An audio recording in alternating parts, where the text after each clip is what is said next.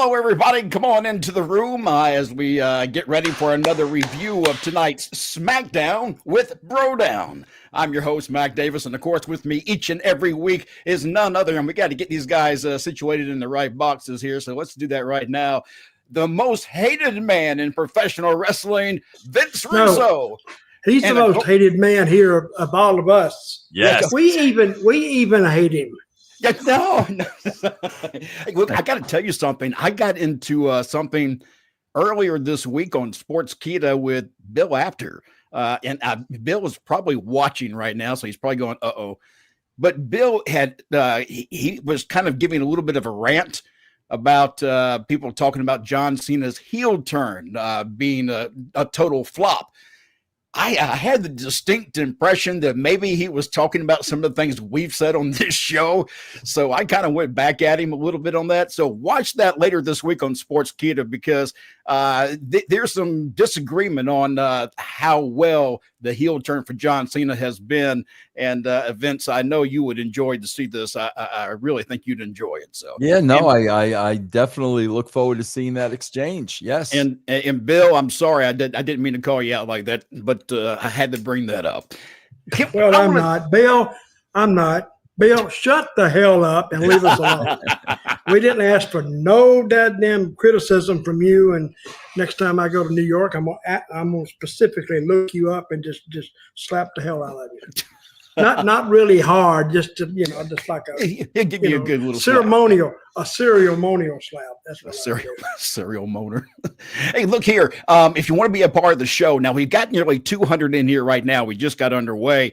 Dutch and I were talking before you got in here, Vince, and we want to hit a goal of 600 people in this room. We have gone over 500 in the room at one time. I want to get us to 600 tonight, but there's got to be something we can give the fans if we get to 600. So, Vince, I'm thinking since you like to sing a lot, you mentioned you were singing what song last week? Man, I sing so much during these shows, man. While I'm watching these wrestling shows, I don't even remember, bro. But I'm open to it. Okay, we'll have Vince sing a karaoke tune nice.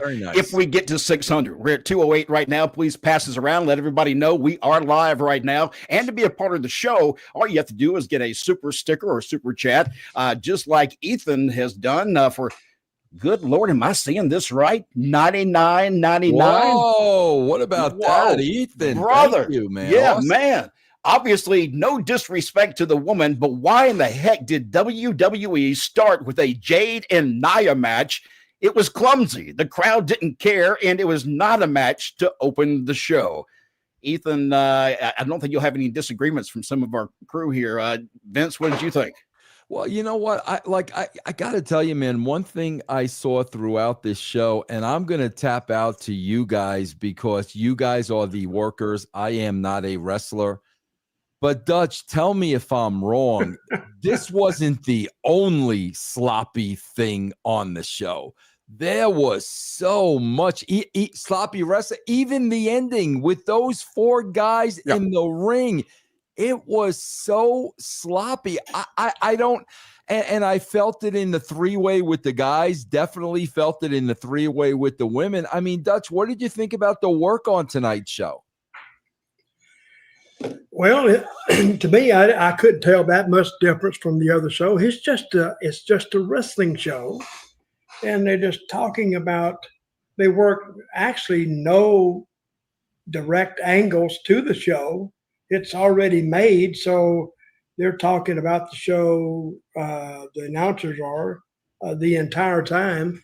So, and I think they go too long. One match I had a problem with was the Fatu match. Why in the hell was he in it? If they're going to paint him up to be a killer, let him be a killer. Don't put him in there and have him go 12 to 14 minutes with two other guys. I mean, if you're going to make him special, creative needs to make him special, not make him just like another guy. Now, and I had that same. There was nothing outstanding about the show, and even at the end, Cody in the ring, I get it. Cody, the kids love him, and I guess he's over.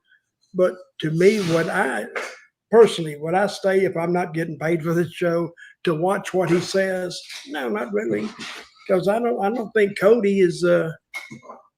He's the one they've picked. He's the one they've hooked onto. But for me personally, as a fan, I don't get it. I really don't.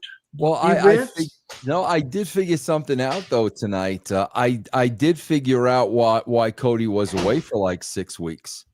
Why is that? I think I was watching his promo closely, and I was watching him. I think in the last 6 weeks, did he develop Tourette's? When did Cody get Tourette's? Bro, I swear to God, Cody should be doing Shakespearean plays. Not the bro. I got to tell you, and Dutch worked with the man.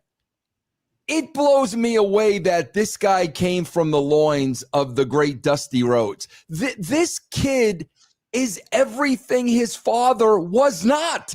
I mean, Dusty's freaking promos. Mac, my mother had nothing to do with wrestling ever. But I can remember back in the day, remember when Vince Sr. used to bring Dusty in for spots? I'm talking about like the early 70s, 70, 71. Bro, my freaking mother would stop everything to watch. I can't believe this is Dusty's kid with the Tourette. Yep. I grew up with Dusty Rhodes, and you're right. The difference is because I happened during that promo, a lot of the promo in the beginning when he came out there, Cody Rhodes, and gave his promo, I was not watching the screen. I had my headphones on, and I could only hear as he was speaking. Man, let me tell you something. If you don't watch the screen and you just listen to him speak, you can hear how overacted it actually is. It is not realistic. He needs to stop. Like you say, be your father. Your father was just himself, and he talked the way he talked. You miss, Mac, if you didn't watch it, you missed the best part because he, like I said, he got Tourette's in the last 6 weeks. That was the most entertaining to me. The twitches of his face that was going on. I'm now I know why he was away for 6 weeks. Okay, tell us Cody got Tourette's, and now I understand. Go ahead, Dutch. Yeah, to watch him and let his facials, he was this, that, and the other. I'm going, what is wrong with this fucking guy? What the hell? And he starts doing that from the dressing room down the aisle to the ring. And it's, to me, it is acting from the time he goes out there. And I know that's what a lot of guys like to do, but his is so pronounced. Yeah. You can just look at him and say, get in the friggin' ring and do what you do. Do you guys know what do you want to talk about? Yeah. Guys, I wrote the time codes. I literally wrote the time codes between Cody's entrance and the singing and Jay's yeets. Those two things alone, 10 minutes. 10 minutes of the show with them going to the ring and singing Cody and yeeting. 10 minutes of absolute wasted time on the show. In fact, I sent you a text as we came up on that, and I said the last 30 minutes left to Cody and Cena, hope it's good. That's a long time to say something or nothing. Right. And that's really what we got. We got the entrances. We got all this time, and you really said nothing. And at the end of the day, that was 30 minutes, the last 30 minutes of the show. And it just dragged and dragged. And in the beginning, I want to go back to the beginning of the show real quick, Vince, because I thought for a moment that maybe somebody in creative got, creative. And during Bianca Belair, when she opened up SmackDown, which, by the way, to Rocky Top, we got to sing along to Rocky Top. The only people who care about that are the people who are there. That's what I'm saying. I'm like, listen, Bianca, with all due respect, 49 other states don't give a shit about Tennessee and Rocky Top. Like, seriously, this is a television show that's going out, to the entire country. Unless you're in Knoxville, Tennessee, we don't give a crap about Rocky Top, man. And that's the problem with how they lay out the shows now. They lay out these shows to pander to the audience there in the crowd, forgetting that your larger audience is watching or streaming the program. They're not there. So there's certain things you really shouldn't be going overboard about. But they did have a point where Naomi came out and confronted Bianca Belair. And she told her, well, I went into your parents' house. At that point, Vince, I thought to myself, oh, shit, man, somebody's got a camera. They're going to show what's going through the house. No. They just kind of told you a little story because they didn't take the time. It's something that would have worked so well. Get that camera into the house, have her break in, make it creepy feeling like that. Give me something to bite into. The way they did it, I didn't give two flips. Yeah. By the way, Zubar Talk TV with the $2 donation, and he wants to know your thoughts on SmackDown officially staying 3 hours. Dutch and I were talking about that a minute ago. What? 3 hours? 3 hours, brother. Guys, I'm leaving. Yeah. I'm thinking it's time for a jack in the rates here. But I'm not crazy about that because I actually was hoping for those 2 hours that maybe we might get a more creative and better run show. Didn't you, Vince? Absolutely. Yeah, but listen, man, you're not going to get a better creative and run show, whether it's 2 hours or 3 hours. This is the show you're going to get. We've seen the same show now for months and months and months and months. There's no reason to think that this show is going to change anytime soon. Yeah, but it was good 6 months ago, 7, 8 months ago. SmackDown was pretty good. But now I've noticed they started using a lot of smaller talent. Some of this talent can't weigh 180 pounds. Yeah. I mean, Zelina Vega is one of those talents too. Well, it was so unlike Vince because Vince, if you weighed 180, you had to buy a ticket. You know, he wanted those 250, those 300-pound guys. Yeah. Now they were slow and damn boring as hell, but he didn't want those guys like that. And that was, and he ran for years like that. But if you look at them, you know, they're, and that's what I say, if that's the wrestling they want to present, go ahead. What are the numbers on SmackDown right now? Who knows? Vince, their numbers have not been doing that well. They've been trending down, correct? Yeah, I think Dutch, bro, I think they're doing something like 1.2 million. The numbers are going down on SmackDown, and the numbers are going down on Netflix. Less and less people are watching these shows every week. Everybody is watching them on social media because they do what we do, Dutch. They just see the highlights and they fast forward through the stuff. Nobody is sitting through these shows. Nobody. Traffic Jam with the $5 donation. Cody Rhodes is becoming corny with the promos. The best part about the segment. He left that about 6 months ago. The best part about the segment was a fan had a sign that said, Cody sucks eggs. I'm rooting for John Cena. Referencing an old Dusty Rhodes. Actually was a Terry Funk t-shirt. Is that right? Yeah, I think so. Yeah, I think that's correct. Yeah. By the way, Dutch, let me ask you something. I thought about you when I was watching a cage match of Saturday night's main event between Drew McIntyre and Damian Priest. That was me, buddy. I hear Jesse Ventura just giving them total shit over the fact that he just walked out the door.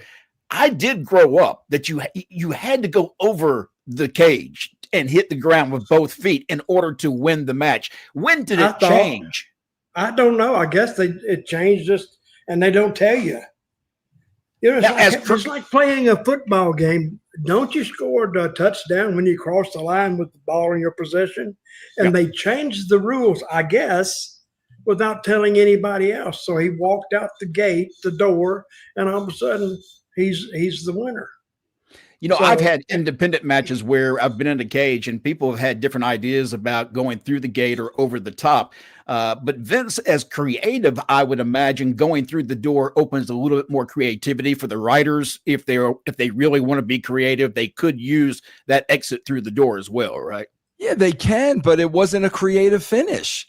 No, you know, I mean, if the door is going to be something creative, then use the door. But I'm more interested to see, Mac, what are the odds that Jesse will be back on the next Saturday night main event.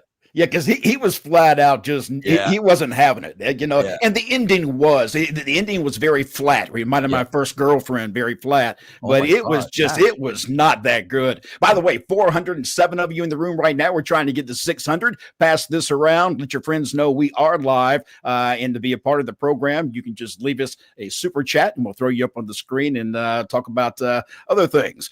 All right, let's see. What else do we want to talk about? The triple threat qualifying match, Cargill, Naomi, and Nia Jax. Naomi won that. I got a good topic. Go ahead. It's got to be better than this. Okay. I read, and I guess you guys did too, that John Laurinaitis has been dropped from the lawsuit against Vince McMahon. I mean, he's not charged as a defendant. I think now he is on the plaintiff side. Yes. Is that what? And so what do you think happened? Did he roll over on Vince? Oh, I'm sure he did. He's a rat. He ratted out. Yep. I'm sure he did. He rolled over on Vince. I bet Vince is wanting to kill him right now. Well, I mean, look, I've never heard a nice thing about John Laurinaitis, and I would imagine, Vince, you worked with John probably for a period of time, didn't you? Well, I worked with him at WCW for a while, man. But I have always heard from different people that would know, that have always said he wasn't the nicest person you could come across in the back, and if he didn't like you, he'd make sure that you knew he didn't like you. And the things I've heard about him outside of that, seeing him turn on Vince McMahon, that doesn't surprise me at all. I mean, not at all. Just based on what I've heard. But I always thought that he was going to do that. I did too. If he got an opportunity to do it, he was going to. And who can blame him? What has Vince done for him except keep him around for 10 years while he stooged off? And that's all he was. I didn't even think he was that good at wrestling, if you listen to him. I don't think he just took other people's ideas and maybe threw his stuff in there. But I have no idea. How did he even get up there, Vince? He was with WCW when they merged, correct? Yeah, I remember, man. You know, Eric was the guy that insisted on bringing him in to WCW. I guess he was working at Japan at the time. I knew nothing about John Laurinaitis' work at all. But Eric, always touted how great he was, and Eric was responsible for bringing him in. And then when they merged over, he was a part of WCW. That became a part of the WWE. And he stayed a long time. Yeah, he stayed a real long time. And probably when you know enough, you'll stick around a long time. So that's what it sounds like based on him. But John, now he knows where all the bodies are buried. Mm-hmm.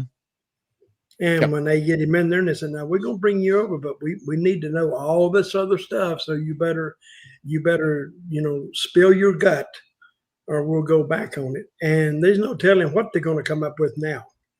Now, Vince's attorney is working triple time to trying to find out what he's going to say and how to defend against it.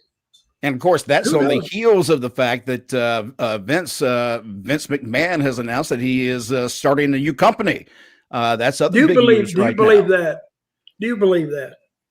Anybody believe that? I'll tell you what I believe, and I think Vince, you and I may have had this discussion before, but Vince is a very vindictive individual. Not saying that's bad. It's that competitiveness in him, and he can be very vindictive. And I do not see him just fading away. He will be back in the public eye some way through entertainment. Like I think the actual company is supposed to be a sports entertainment type of thing where they go out, maybe just invest in companies. And I can see him doing that. I also when I heard that, Vince, tell me if this didn't cross your mind. All the actions we've seen from WWE, working with TNA, working with NWA, working with other groups, could that be strategic to try to cut off Vince McMahon's possibilities of trying to bring in more wrestlers into something he might start? Oh man, I don't know. First of all, to me, he definitely is starting his own business, Dutch, because if he wasn't, he wouldn't be showing up at the Super Bowl. He wouldn't be showing up at Knick games. He would be laying so low until this thing blew over. But I think all part of him going to the Super Bowl and the next year, I think he's testing, putting his toe in the water and getting back out there to see how the people receive him. But you're right, Mac. I mean, the dude's a billionaire. What do you think? Vince is going to sit home and take up painting? That's not Vince McMahon. I mean, Vince is hoping and praying that this is just going to clear and this thing is going to just go away and he'll be able to, pick up business and go from there. And look, Jonathan Coachman this past week has made comments that he thought that Vince McMahon might want to buy the WWE. And some other people have actually said they've heard rumors of that as well. I think Chris Featherstone may have, from Sportskeeda, may have made that mention as well. He can want it all he wants, but TKO basically said, well, we're not interested. There's another way to look at that too, Mac. There is another way to look at that. There's a lot of pieces here, and when you put the pieces together, it's very, very interesting. Okay? First of all, I think, listen, Dutch will tell you, everybody believed they were going to find Vince McMahon dead in his office when he was 90 years old. He was never leaving the WWE. Yeah. I think what happened is when he tried to come back on the board and Triple H, Stephanie, and Nick Khan voted against him, that's when Vince said, you will get this company over my dead body when I die. And that's when he made the decision to sell the company. Now just follow this thread. So Vince makes a decision to sell the company. We know Vince had a 25-year friendship with Ari Emanuel. Vince and Ari did an interview side by side right when Vince, sold the company. And the question was asked, Vince, why? And Vince's answer to that was, it was just time. He gave no answer, no explanation whatsoever. Now, in the meantime, we've got shareholders of the company filing a lawsuit against Vince because they are claiming that there were higher bidders out there to buy the company. But Vince made the deal with Ari Emanuel because Ari was going to keep Vince on as part of the company. The higher bidders did not want Vince as chairman of the board. They did not want Vince as a part of the company. So when you look at all this and you look at the changes TKO has made with the ticket prices and, going from New Orleans to Vegas and making more of a move towards entertainment. Is there a possibility that Vince made an arrangement with Ari Emanuel and said, listen, brother, I'm going to be tied up for the next 2 or 3 years with this lawsuit. You run the company. You make as much money as you possibly can. When I am free and clear, it comes back to me. Dutch knows this is the wrestling business, Mac. This may sound crazy. Nothing is crazy in wrestling. And the fact that there were higher bidders and Vince did not take as much money as he possibly could, and him and Ari have been friends for 25 years.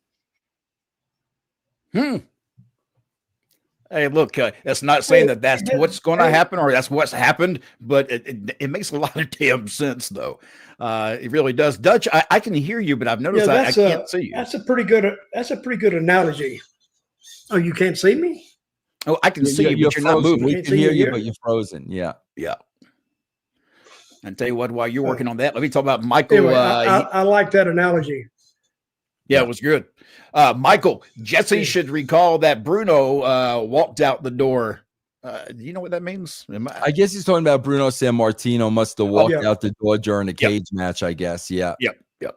Anna with a $19.99 donation. Appreciate that. Janelle Grant should have quit on the first day she got harassed, but she ended up staying. Any normal woman would have left. This is very odd behavior. Maybe she even liked how she was treated. Vince, you're the greatest. Oh my God, Anna, thank you very much.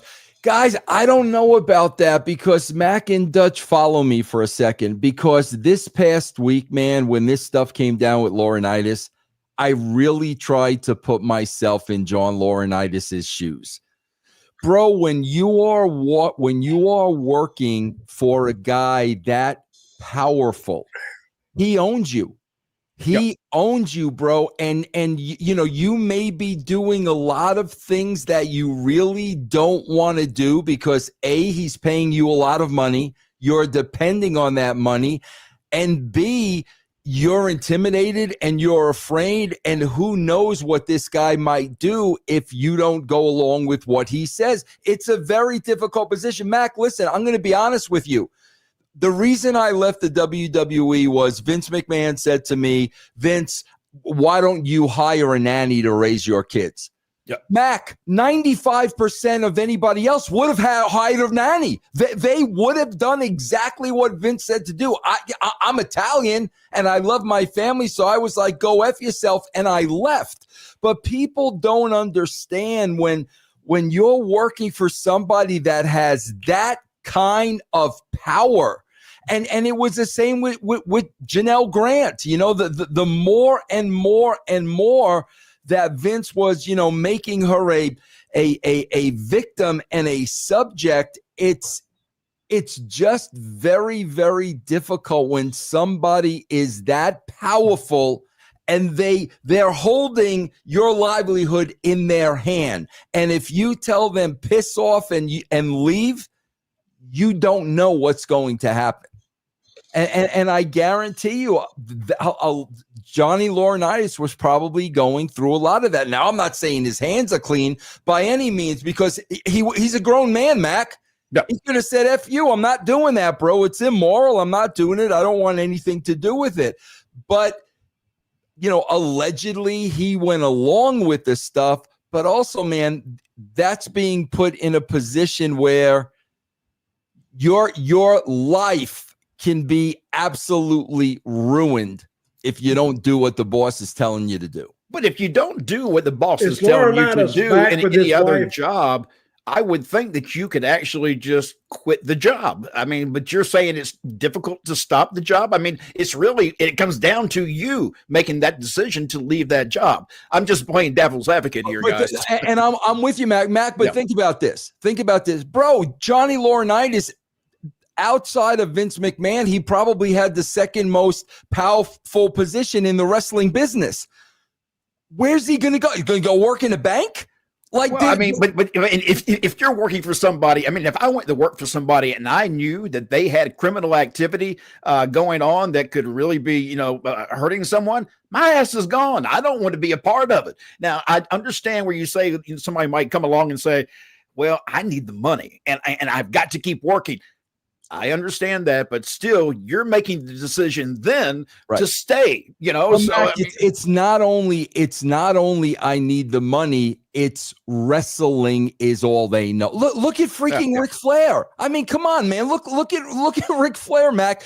He is still consumed with professional wrestling to this day. Professional wrestling was Johnny Laurinaitis' life, and if he's looking at life without wrestling, which is all he's known his whole life, he really doesn't know what he's looking at. Now, Mac, I'm with you. I'm not making excuses for the guy. If that's me, I'll go drive a garbage truck rather than work for somebody who's going to get me involved in these things. But when all you have is the wrestling business and you are working for the most powerful man in the business, bro, it's not as easy as some people would think. Dutch, you're still frozen. Let me ask you a question, Vince. Let me ask Vince a question. All right. Are you trying to intimate that maybe Laurinaitis was an unwilling participant in all this? I would say I don't think he felt good about it, Dutch. I don't think he felt good about it.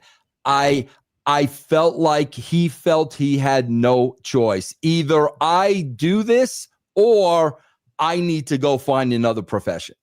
And Laurinaitis, his whole life, he bro, again, look at Ric Flair. There are people that have been in wrestling their whole entire look at Jim Cornette. Like, seriously, I'm not picking on Jim. I'm just saying there's no alternative. Like, this is all we know. So you could tell Vince McMahon F off and leave the biggest wrestling company. Then you know Vince is going to blackball you. You're not going to get a job anywhere else. At that point, what do you do? And like Mac, I'm with you. I drive a garbage truck. I would do anything else but that. But I don't love the business the way these people do. Well, I think nowadays too, you know, and again, we'll get out of this conversation real fast, but I'm enjoying this conversation. We'll not get out of this conversation. Yes. I want to learn about this. I do think, though, that it comes down to the individual that's got to make that decision. And whatever they decide nowadays, you could leave WWE because you don't like something that may have happened in the back. And you're like, I'm not going to work here. You know, that's just not me. But there's plenty of other companies you can go to. I don't think McMahon could have controlled. There wasn't then, though. You're correct. WCW was out of business. There was no AEW. Who knows if he had burnt bridges over in Japan? Who knows? And like I said, man, if you go against Vince, you know, Mac, all I could think about, Dutch, during this whole week with Laurinaitis, bro, this is mafia shit. Yeah. This is mafia shit 101. Hey, wait a minute. Bro, we could wake up one day and all of a sudden John Laurinaitis found dead in parking lot. Mac, I swear to you, all I kept thinking about was the Sonny Corleone scene at the toll booth. Bro, I'm not shitting you, Dutch. No. I'm serious as a heart attack. If I'm John Laurinaitis this week, bro, I ain't leaving my freaking house. I'm not kidding you, bro. No. I'm not leaving my house. Yeah, it gets pretty damn crazy. And the only reason that somebody would do that, it's hard to fault John Laurinaitis as much as, you know, some people do not like John. I get that. If you were in John's shoes, though, and they came to you and said, hey, look, if you want to stay out of trouble, just help us get Vince McMahon, or you can go to prison. Your choice. Again, it comes down to the individual choice. But I think that's what they did. I do too. Yep. They've already gone to him and say, listen, you got a choice. That you either help us with Vince or you going with him because he's going to jail. Yep. For a long time. Eric Underwood, by the way, Dutch, is saying you're a sexy boy. Wow. How about that, Dutch? Well, thank you very much. See, I don't have to have somebody push me on somebody and pay them money and all this kind of stuff. I can just walk in there. You know what I mean? Let's see, with the $2.99 donation, Super Omega, can WWE cooperate, wrestling succeed or fail? What? Corporate? Does he mean corporate? Can WWE corporate? I don't know what he means. Wrestling. Sorry, Super Omega. I'm not quite sure what you're asking. Hey, bring that up about $20 and we'll put an answer to it. Jason Lewis, $4.99. You think Vince regrets not giving the company to Shane? Hell no. I don't. You, Vince? I do believe if Vince were ever somehow, some way, and if anybody could ever do it, it would be Vince, get control of his company. I think at that point he would knight Shane. Guys, I could tell you right now, there is no relationship between Triple H and Stephanie and Vince McMahon. There is none. When Triple H is talking during the Hall of Fame speech about how it's a complicated, no, bro, it ain't complicated at all. He cut you off, bro. He's not talking to you. He's not talking to Stephanie. He's at the Super Bowl with Shane. There's no complication, man. And that's why I do believe if it ever in any way, shape, or form went back to him, that's where he would turn the reins over to Shane. Oh, okay. He was at the Super Bowl with Shane, right? I was just about to say that. Yes. Mm-hmm. I doubt if we would have seen him at the Super Bowl, even if he had good relations with Triple H. Triple H is going, whoop, not going, not going out there. I'll sit on this bar across town and watch the game, but I'm not going to be seen with you, Vince.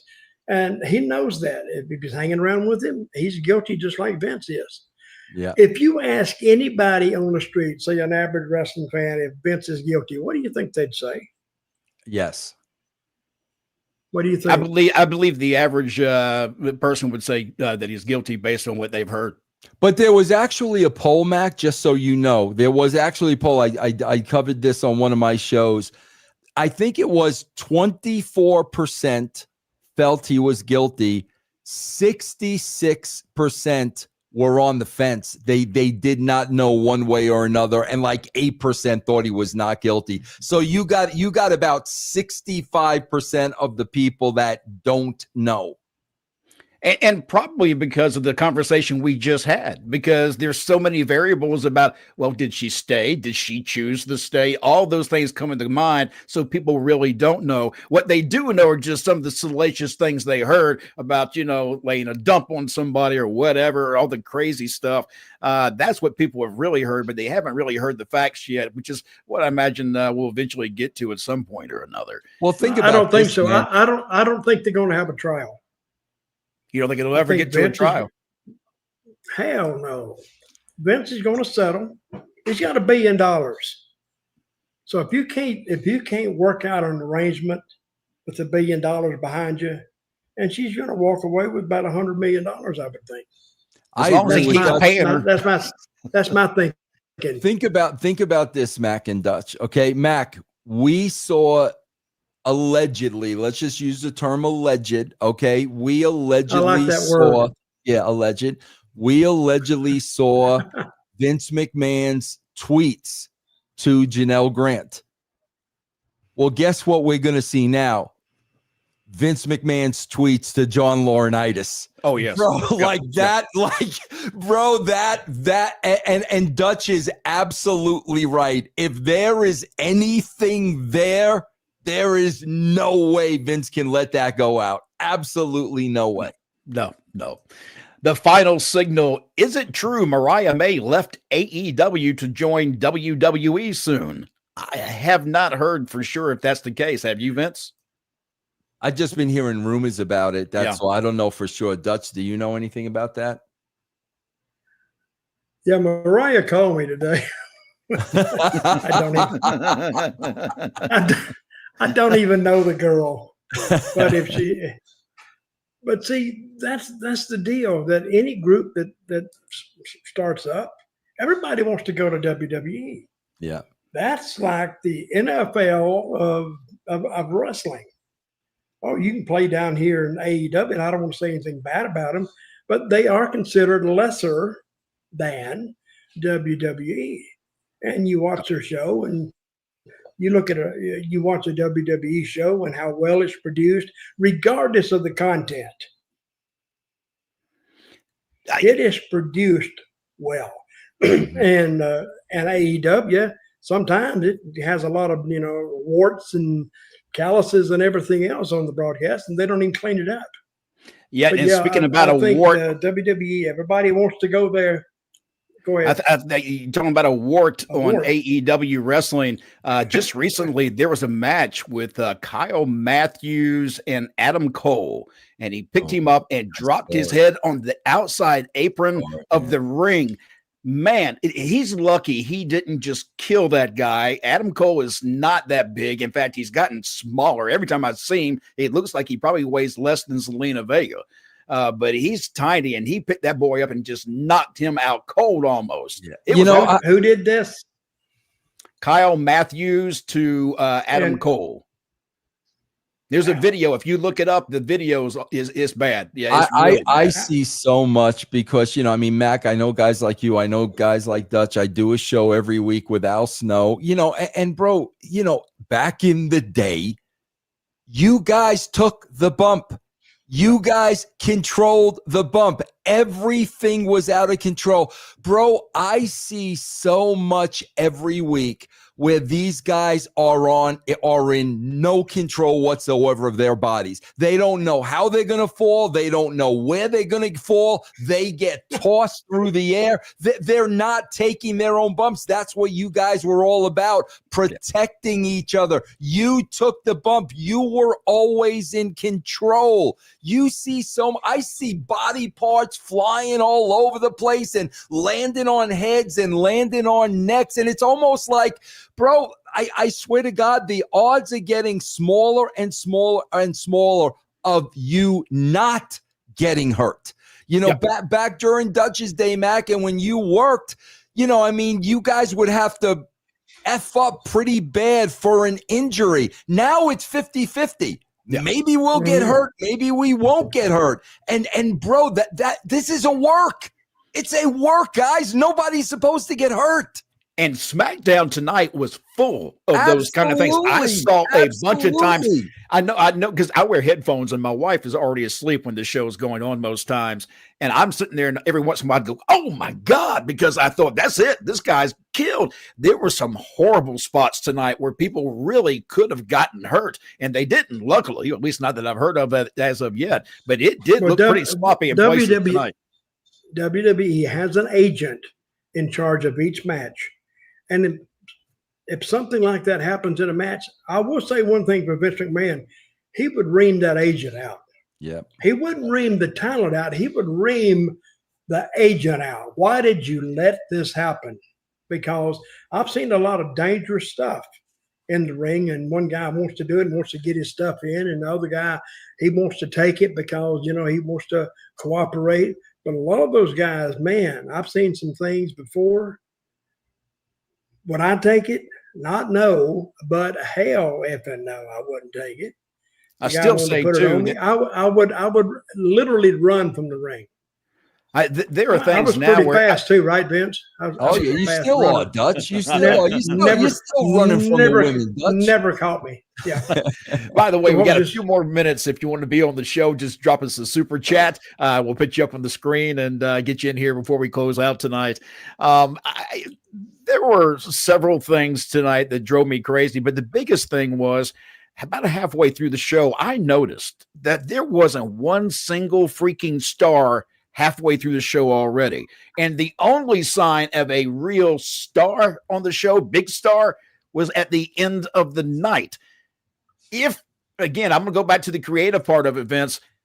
If you have John Cena and you got Cody Rhodes and they're going to be there, and then you got LA Knight, couldn't you have weaved? That should have been the weave through the night. Should it not have been? Absolutely.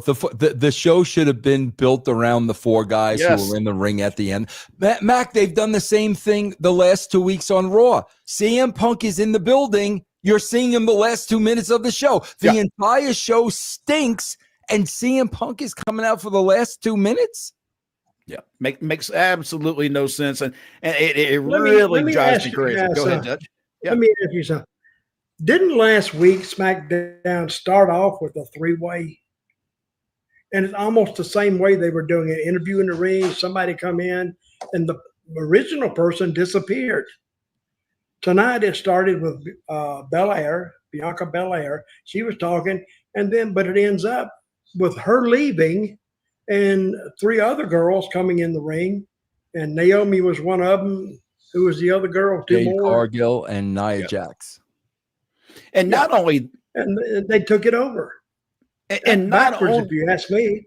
Yep, and not only those guys, but when you look at the men's tag team division, they have done the same formula with these guys for weeks now. You get the first couple out there, then you get followed up by another team, followed by another team, followed by another team, followed by another team, until they're all out there, and that's every freaking week. Well, Mac, what about this? I don't know. Like, there were just so many things on this show. But Mac, speaking of the tag team division, do you realize that 4 guys beat up 8? 4 guys beat up 8. In what universe, in what matrix does that happen where 4 guys beat up 8 guys? Where does that happen, Mac? They destroyed them. But didn't just beat them up; they destroyed them. And I'm thinking, damn. Anything else you want to talk about on tonight's SmackDown? It was the 5 guys and a girl. Yep. And the girl was beating them up too. Yep. What the hell? Vince, anything about the show tonight you want to talk about before we close out? I'm looking over at my Good luck, because I'm going to tell you, I thought tonight's show was probably one of the worst as far as dragging on and on. You keep hearing the audience every once in a while, they go, "This is awesome." It's like they say that about every match, whether it's awesome or not. It's like that saying needs to disappear, because there are too many times I'm watching a match and I'm going, "You're yelling, 'This is awesome,' and this is shit." That's what we're watching. And yet people are cheering for it. And I don't understand. I really don't. To me, I go back and people bash the shit out of us all the time about, well, you talk about the Attitude Era like it's the best thing ever. It is the best thing ever, because I happen to review it every 2 weeks. I just reviewed it this morning. This is literally a steaming pile of crap in the middle of the ring compared to that. But guys, something very interesting happened. Very, very interesting happened. It ended. Yeah. Guys, something very interesting. Lord, thank God.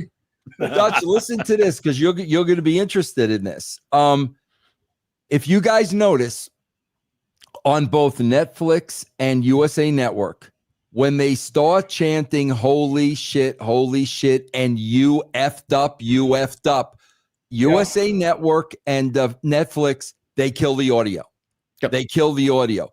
So now, Dutch, there was conversation this week that the WWE is actually thinking about going out there and telling the fans, do not cuss throughout the show. Do not, but did you guys see what happened tonight, Mac? I never saw this before. I don't know if you noticed before. Now, let me ask you if this is it, because I did have this written in my notes, and I bet it's the same thing. They started chanting, "This is shit," and they went to commercials. They came right out of it to commercials. I think it was "you effed up" or one of the two. Yeah, bro. And first they cut the audio, then they went to commercial, and the announcers did not go to commercial. No. That was the network cutting off and going commercial. But Mac, we talk about this every week. They've created this environment. Yep. They've made the fans a part of the show. Now you're gonna tell them, "Oh, guys, you can do this, but you can't do that." Good luck, man. Now, here's the problem. You don't can solve ever that tell very wrestling easily. fans. Yeah, don't ever tell a wrestling fan, "Oh, don't say this." What does that say? It okay, say this, and that's what they're going to say. Yep. And no way to work around it. Yeah. None at all. So what would you say, Mac? I don't even remember at this point. 547 of you in the room. We got close to 600. We didn't quite make it. So maybe next week, unless it jumps up in the next couple of minutes here, we'll get Vince to sing to the Disco Inferno puppet that he's got with him. We'll make him sing some kind of a duet or something with, I don't know, who knows. But anything coming up for you, Dutch, that you want to talk about, or any of the other shows that you do? No. Okay. Now, if anybody wants to write me, Dirty Dutch Mantell with 2 L's at gmail.com. And I have Storytime with Dutch on YouTube. Please, I'm almost at 130,000 subscribers. That's awesome. So I want everybody, and when you listen to the show, it's like I'm driving and my co-host James is there, and we're just talking back and forth, and you're eavesdropping on this conversation. Yep. So, and it's all just good, unadulterated bullshit. Yeah, I enjoy it. I actually watch the show all the time. Some of it's not. So, and I have a good time doing it. So that's great. Tune in, and I think you like it. But if you want to just email me, Dirty Dutch Mantell with 2 L's at gmail.com. All right, Vince, what about you? You want to push anything? Yeah, guys, go over to my Patreon, man. I give you a free week of the brand. You could try out the shows. It costs you absolutely nothing. If you want to subscribe after that, I mean, God, bro, we started like 75 cents a week. It's $3 a month. So just go to patreon.com/Russo TWC. And you can join me on other shows on Sportskeeda. That includes Bill Apter that we talked about earlier, and WWE Hall of Famer Teddy Long. And Teddy and I also do a show on YouTube called Wrestling's Road Trip After Hours. That's a lot of fun. By the way, stop by there, subscribe. I'd appreciate it if you do that. Again, that's Road Trip After Hours. We got one more question in here, guys, before we get going. Geo23, I'm in my 20s, and even I know the Attitude Era is the best era ever. I swear the fans in this era are so dumb. I just don't think they're aware. That's the problem. I don't think these fans are aware of how good it could be if somebody actually put a little bit more time into the product. And I feel like it's just getting ignored lately. And that drives me crazy, especially as a fan, because at the root of everything, I'm a fan, always have been a fan. Even before I got into wrestling, I was a fan. And so it drives me nuts when I know how good it can be and we're not getting that. And Mac, I always say this too. If they saw what we saw, what me, you, and Dutch saw, if they saw what we saw, no way in hell would they think this stuff is good. They just didn't see what we saw. They just didn't experience what we saw. I can't believe that even Triple H can look at the product he's putting out right now and think it's anywhere near as good as the Attitude Era. He lived that. He should know it's not as good, and he should demand more of his staff. If it's something else that he's out of control of, find out where the problem is and control your staff and make that product better, like it was in the Attitude Era.